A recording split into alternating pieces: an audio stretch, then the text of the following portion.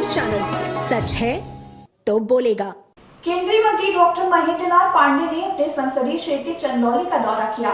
इस दौरान उन्होंने अपने संसदीय क्षेत्र का निरीक्षण किया। इसके साथ ही एनडीआरएफ की बोट पर सवार होकर गंगा कटान वाले इलाकों का दौरा किया और बाढ़ पीड़ित लोगों के बीच राहत सामग्री बांटी।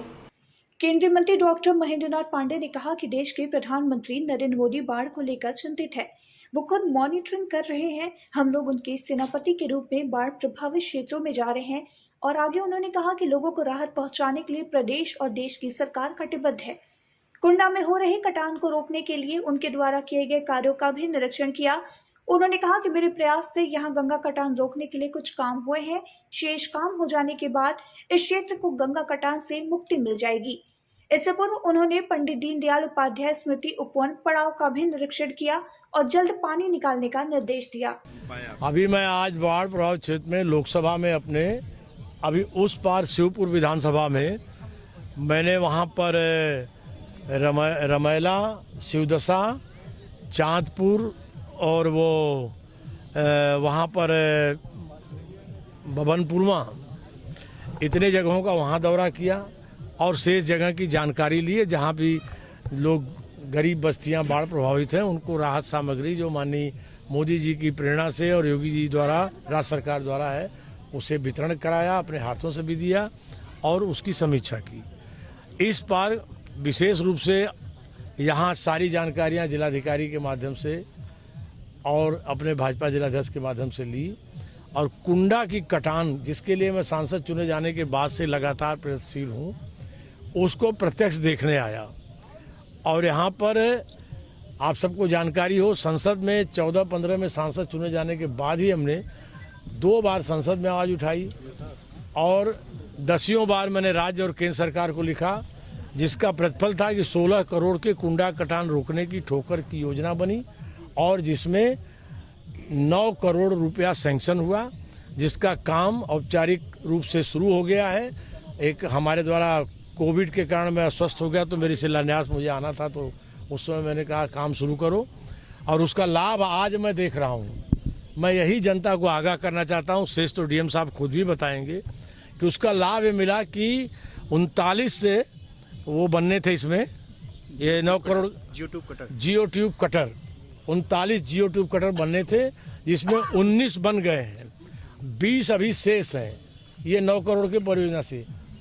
आज मेरा ऐसा मानना है और कि अगर वो 19 न बने होते तो शायद इस बार की बाढ़ में जिस तरह से मिनट पर यहाँ की मिट्टी कट रही है कुंडा गांव का भारी नुकसान हो सकता था। इसलिए हमें संतोष है कि हमारा प्रयत्न सफल रहा, आंशिक काम का लाभ मिला कि कुंडा गांव बच रहा है और वो 20 बनने के बाद हमेशा के लिए कुंडा गांव कटान की चुनौती से बच जाएगा। गुलाम नबी आजाद के साथ ही कांग्रेस नेताओं के पलायन पर केंद्रीय मंत्री डॉक्टर महेंद्र नाथ पांडे ने प्रतिक्रिया देते हुए कहा कि प्रधानमंत्री नरेंद्र मोदी के कांग्रेस मुक्त मजबूत भारत की जो परिकल्पना है वो साकार होती दिख रही है। कांग्रेस में वो लोग जो देश के लिए कुछ करना चाह रहे हैं। उन्होंने गुलाम नबी आजाद को अच्छा नेता बताया। हालांकि बीजेपी में शामिल होने की बात को केंद्रीय नेतृत्व पर छोड़ दिया है। मैं जनता से अपील भी करूंगा कि कटान के किनारे जिस तरह मिट्टी दरक रही है ये लोग वहां जाने से अपनों को रोकें। दूसरा पॉलिटिकल सवाल लेते हैं। कांग्रेस में लगातार पलायन जारी है। गुलाम नबी आजाद के साथ 64 अन्य नेताओं ने भी छोड़ दी कांग्रेस। किस तरह देखते हैं इस घटनाक्रम को जम्मू में?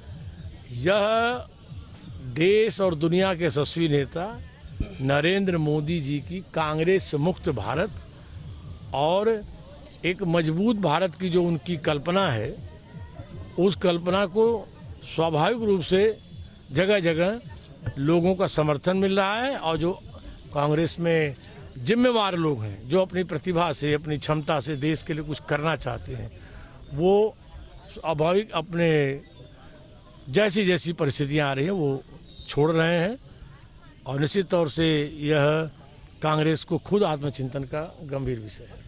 कांग्रेस के नेता छोड़ रहे हैं, भारतीय जनता पार्टी उन पे बहुत प्यार दिखा रही है। गुलाम नबी आजाद को भारतीय जनता पार्टी अपने पार्टी में शामिल कराएगी। अब यह विषय गुलाम नबी आजाद और भारतीय जनता पार्टी ये सब केंद्रीय नेतृत्व का विषय है। यह केंद्रीय नेतृत्व इन सब विषयों पर जैसी परिस्थितियां होती है वैसा निर्णय लेता है। गुलाम नबी आज़ाद देश के एक अच्छे नेता हैं, ये मैं कह सकता हूँ। अन्ना हजारे ने एक पत्र लिखा है अरविंद केजरीवाल को, उनकी शराब नीति की आलोचना की है कि सत्ता के लिए आप भी वही करें जो अन्य सरकारों ने किया। किस तरह देखते हैं? अब मैं क्या देखूं, मुझे तो दुख हो रहा है कि जिस शराब को बंद करने के लिए, बुराइयों को बंद करने के लिए जीवन भर महात्मा गांधी संघर्ष करते रहे, प्रेरणा देते रहे, देश को आगाह करते रहे, और ये शराब गलत नीति उजागर होने से, भ्रष्टाचार उजागर होने से महात्मा गांधी की अंतरात्मा उस दिन करा दी होगी जिस दिन उनकी समाधि बजा के लोग प्रायश्चित कर रहे थे।